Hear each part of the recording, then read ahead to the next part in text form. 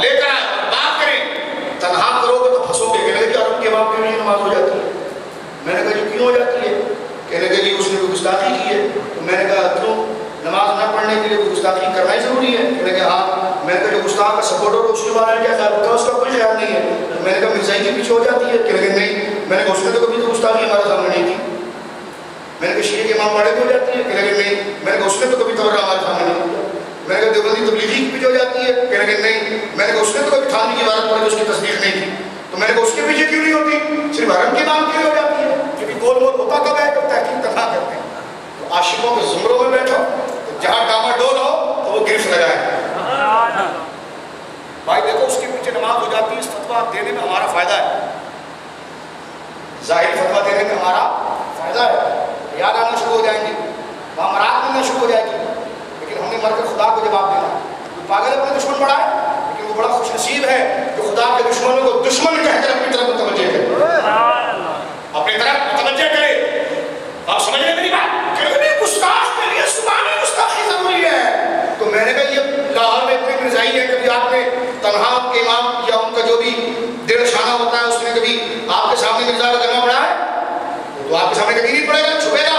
اور اگر وہ نماز کے لیے کھڑے ہو جائے گا تو ولیوں کی طرح تو پیچھے کھڑے ہو جائے گا. اس کے شیعہ نے کبھی آپ کے سامنے تبرہ کیا فاروق اعظم پر؟ یہ قرآن کی تحریف کی بات کی ہے؟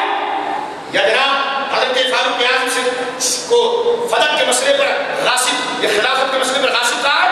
آپ کے سامنے کہتا تو آپ زبان کھینچ لیتے اس کو. لیکن ٹی وی پر ہمارے ساتھ بیٹھے تھے کہتے ہیں حضرت فاروق اعظم. ایک دن میرے ساتھ بیٹھا ہوا اور میں وہ کہنے لگے جی ہمارے وہاں لکھا ہوا قرآن کی آیت کا نام نہیں چلی کہ جہاں کی مٹی ہوتی ہے تو بندہ اسی مٹی میں پہنچتا ہے. موت پر بیان تھا.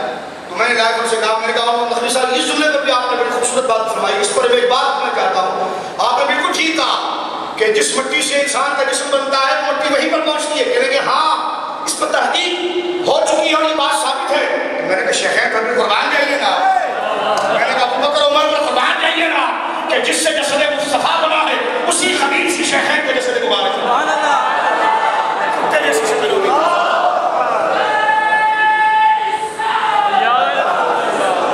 سمجھ لیا جس سے سرکار کی سب یہ حدیث ہے. جب ان جواب میں امام سوفی نے کہ اسلام کے ساتھ اس کو لیا ہے کہ سرکار اسلام والسلام کا جسد مبارک جس پاکیزہ خاک سے تیار ہوا ہے، مٹی سے تیار ہوا ہے، اسی سے شیخین کا جسد مبارک ہے. اس لیے دونوں پہلو میں ہیں، اس لیے دونوں کے لیے پہلو میں ہے. لہذا نظریے کی بات کو ہمیشہ اپنے ساتھ مستحضر رکھیے. یہ کہنا کہ یہ یہودی جنت میں جائے گا، تو میں نے کہا یہودی جنت میں جائے نہ جائے تو جنت کی ہم مالک تھوڑی ہیں. ہم تو یہ کہتے ہیں جنت کی سند ملتی ہے مصطفیٰ کا کلمہ پڑھنے سے. اب چاہے یہودی حضور کا کلمہ پڑھ کے مسلمان ہو جائے، چاہے عیسائی حضور کا کلمہ پڑھ کے مسلمان ہو جائے، چاہے کوئی گناہگار تجدید ایمان کر کے اپنے ایمان کو تازہ کر دے، ہم تو اس کا راستہ نہیں روک سکتے. اس کا راستہ جو تھا حضور کی نسبت سے بن گیا، اور جس کا راستہ حضور کی نسبت سے بن جائے اس کے آگے روڑے نہیں ڈالنے. سمجھ رہے میری بات آپ؟ یہ تو یہودی ہے، یہودی اگر جنت میں جائے گا تو عبداللہ بن سلام کی تسیس کیا ہے. یہ بات میں نے نیٹ پر کر دی تو برادریوں نے 50 صفحے مجھے بھیجے. یہ قرآن آیت ہے، یہ قرآن آیت ہے، یہ قرآن آیت ہے، یہ قرآن آیت ہے. میں نے کہا میں نے بات تو یوں کر دی تھی، لیکن اب پتا چلا یہ تو تمہارا عقیدہ ہے تمہارا. میں نے کہا یہ 50 رسالے بتی بناؤ اور جو دلیل ہمارے پاس ہے اب وہ سنو. سادہ سی دلیل ہے عوام کو سمجھانے کے لیے کہ عبداللہ بن سلام رضی اللہ تعالیٰ بھی جنت میں جائے، اور جنہوں نے حضور کو سامنے دے کر انکار کیا وہ بھی جنت میں جائے.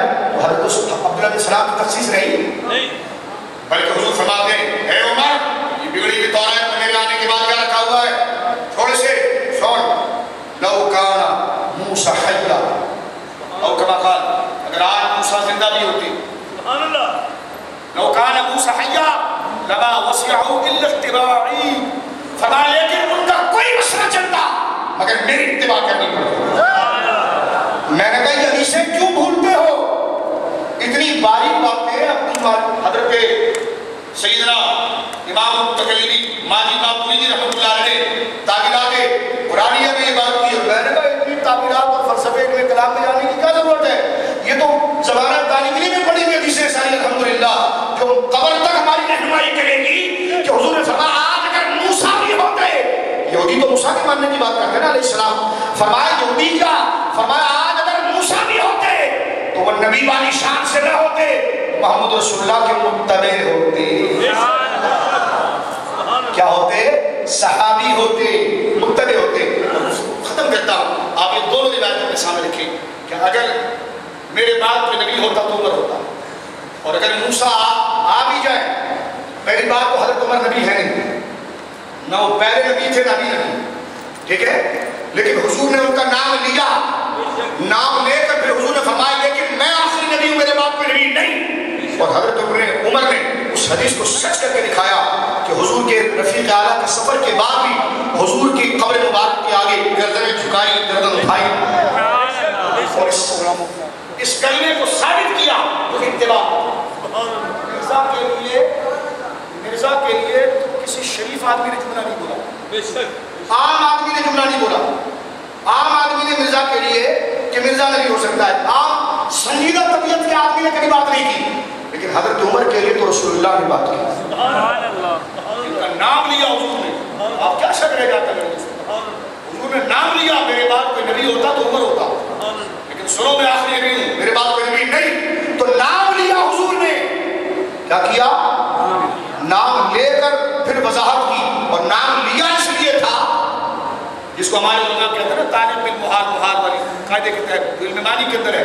فرمایا یہ نام لیا اس لیے تھا کہ اگر صفات اور تربیت کے اعتبار سے وہ جواہر چمکتے ہوئے کسی میں نظر آتے ہیں تو عمر میں نظر آتے ہیں, لیکن بار نبوت یہ بھی برداشت نہیں کر سکتا.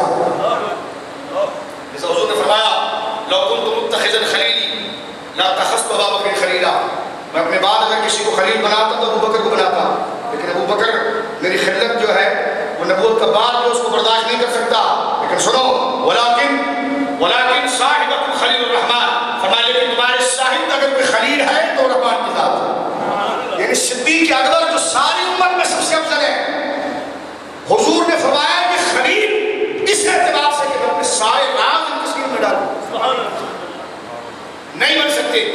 حضرت عمر کا نام لیا, فرمایا میرے بعد اگر کوئی نبی ہوتا تو عمر ہوتا, لیکن فرمایا میرے بعد کوئی نبی نہیں. اور حضرت عمر نے عملی طور پر اس کو ثابت بھی کیا, صحابی بن کر رہے, غلام بن کر رہے, غلام بن کر رہے, صحابی بن کر رہے, اور مدعیان نبوت کی گردن کاٹنے والوں میں رہے, لیکن حضور علیہ السلام کی جب تک زندہ رہے شان و عظمت کو بیان کرنے والے رہے. اور جب موت کا وقت بھی آیا تو فرمایا مولا موت بھی اس مٹی میں دینا جو مصطفیٰ کی شہر کی مٹی ہے. جس کا نام لیا وہ نبی نہ ہوئے, اور وہ نبی ہو بھی نہیں سکتے تھے, اس لیے کہ حضور نے منع بھی کیا, اور وہ نبی تھے بھی نہیں, لیکن نام لیا. مرزے کا تو نام بھی کہیں, مرزے کا نام بھی کہیں نہیں.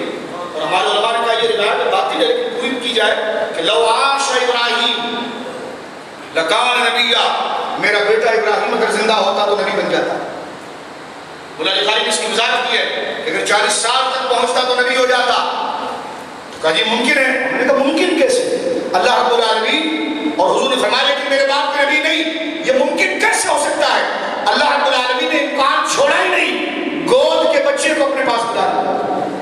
فرمایا محبوب امکان ختم کر دے, جن کا نام لے رہا ان کے لیے امکان نہیں ہے, جن کا نام لے رہا ہے تو ان کے لیے امکان نہیں ہے. اور جس بدبخت کا نام دو شریف آدمی نہ لے سکتے ہو اس کو نبی کیسے کہا جا سکتا ہے؟ اور میرے دوستو ان تمام روایات سے یہ بات ہمارے سامنے واضح ہو گئی کہ میرے آقا علیہ السلام نے حق فرمایا اور درست فرمایا کہ میں نبوت اور قصر نبوت اور دار نبوت کی وہ آخری اینٹ ہوں جس کے آنے کے بعد دین مکمل ہو گیا. اور یہ کہنا کہ جناب وہ روزی نبی تھا, حضور تشریعی نبی ہے, یہ تشریعی نبی نہیں, یہ بھی عینی دعویٰ مسیلمہ کذاب نے سرکار کے سامنے کیا تھا. ٹھیک ہے آپ نبی ہیں, میں آپ کی نبوت میں صرف ایک محض پارٹنر ہوں. حضرت سیدنا صدیق اکبر جو تمام مدبرین کے امام, آپ نے اس پر مکمل ایکشن لیا.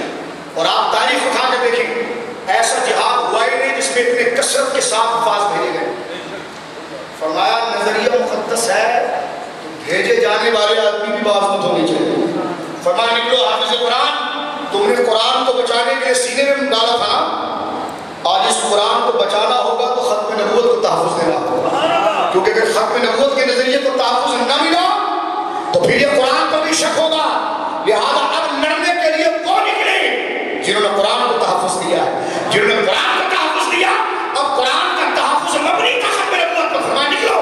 وہ لڑنے کے لیے گئے، وہ نازک وقت تھا، قرآن کو بچانے کا وقت تھا. لیکن میرے دوستو آپ دیکھیے کسی اور سریے اور غزوے میں اتنے حفاظ شہید نہیں ہوئے جتنا ختم نبوت کے معاملے کو سر کرنے کے لیے، تحفظ دینے کے لیے جھوٹے نبوت کا دعویٰ کرنے والے مسیلمہ کذاب کو قتل کرتے گا.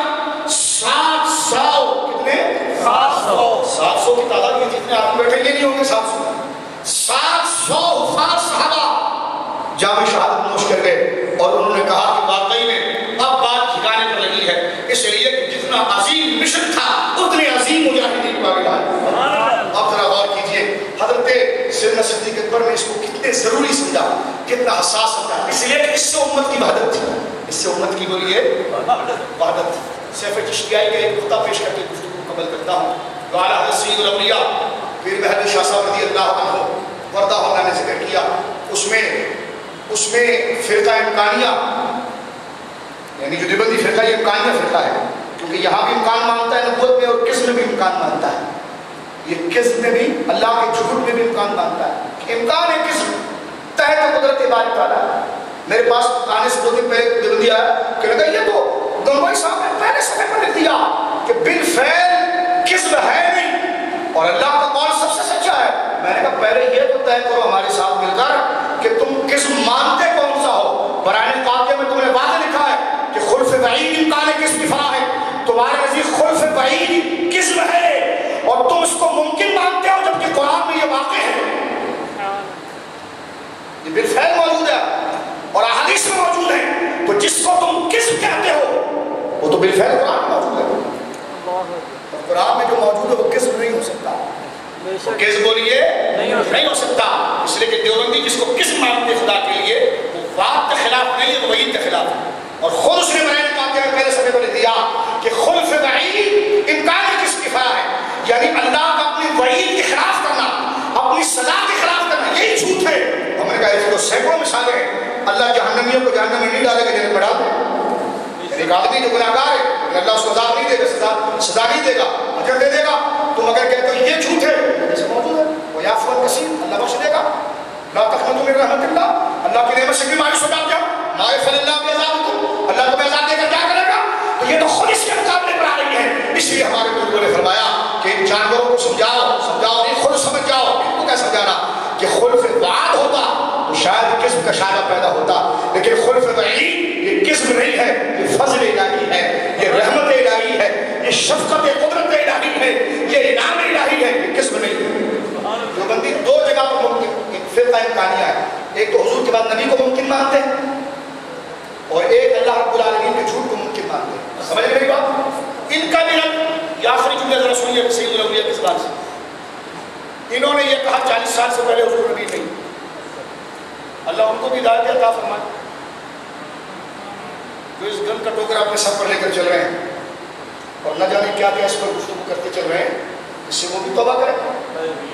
پیر مہدی شاہ صاحب رضی اللہ تعالیٰ عنہ کا حوالہ میں نام نہیں لیتا ان کا، میں نے ان کو ٹیلی فون پر یہ حوالہ بتایا. انہوں نے کہا جی پیر صاحب نے لکھا ہی نہیں. میں نے اگر بتا دوں تو پیر صاحب کا یہ حوالہ بتایا تو معاذ اللہ کہنے لگے پیر صاحب حجت ہے ہم پر، پیر صاحب حجت ہے. تو میں نے کہا یہ لکھ کر دے دو پیر صاحب آپ کو حجت نہیں،